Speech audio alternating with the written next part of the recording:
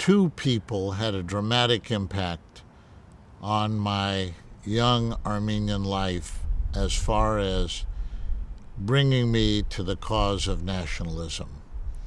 Otherwise, I came down here to Los Angeles, a young Armenian boy, knowing he was Armenian, somewhat apologizing for it by saying, I came from the reservation. Now that was a throwback to the fact that we were called Fresno Indians. And so as we were called Fresno Indians, I said, well, I came from the reservation, and I would get a laugh once in a while. But for the most part, I was distant from my Armenian heritage until I met my cousin Zabel Apelian, who was a very nationalistic Armenian who had gone through the massacre. And she was the first person that had gone through the genocide that I met. And so she sat and told me stories about the genocide. And I was deeply moved by them. What happened to her, how she and her sister were separated from her mother and father, how she ended up in an orphanage and her sister ended up in a Turkish family home, never to see each other until the 1950s, when I was making enough money to send my cousin Zabel to Turkey to meet her sister, who she hadn't seen since they were little girls.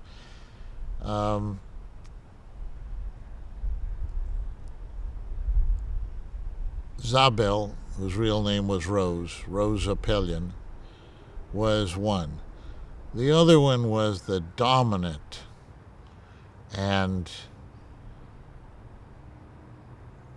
determined force of Vache Hosepian. Vache Hosepian was a bishop when he came to Los Angeles in 1972. And we hit it off.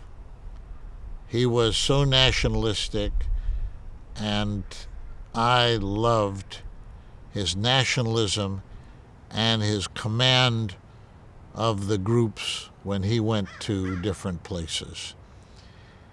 He was, in every sense, as I used to call him, the chairman of the board.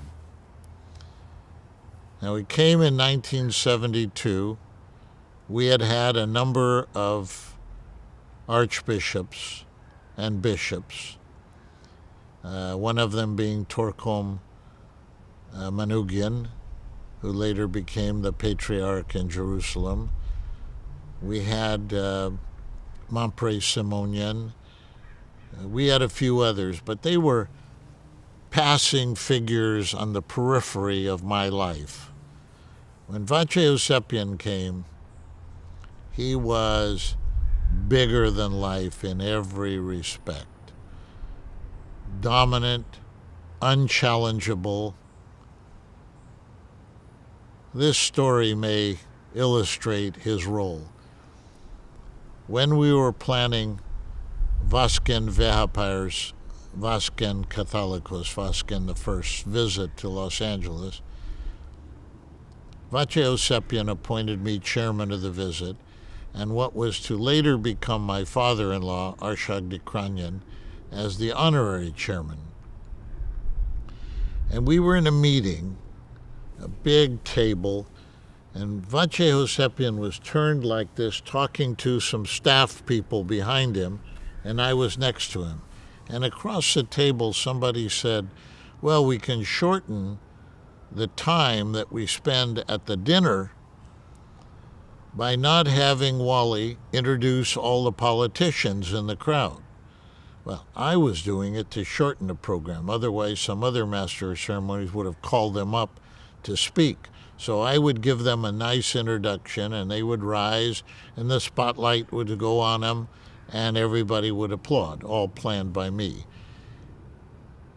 And I said, Sir Paisan, did you hear what he said? He said, no. He turned like this. He said, no. The guy repeated himself. And he turned and he looked at the guy, leaned forward and said, John, I have to go to them for our community, not you. I want them to feel good when they come to our events. So we are going to introduce them in a bountiful way, turn the spotlight on them, and applaud vigorously for them. I have to go to them. Now, this was a smart man, in my opinion.